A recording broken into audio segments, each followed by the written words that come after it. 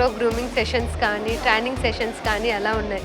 Grooming sessions తీసుకుంటే 8th to 10th grooming session 3 days ఉంటుంది. 11th is for semi finale and 12th is grand finale.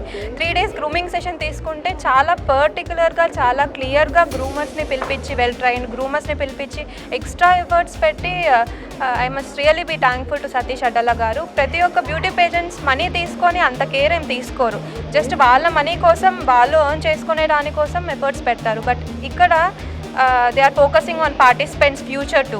So ఇలాంటి beauty pageants చాలా మందికి ఇలానే support చేయాలని చెప్పి మనస్ఫూర్తిగా కోరుకుంటున్నాను.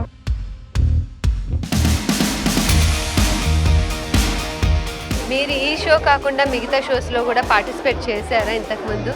ఈవెంట్స్లో even groomed I'm trainer to.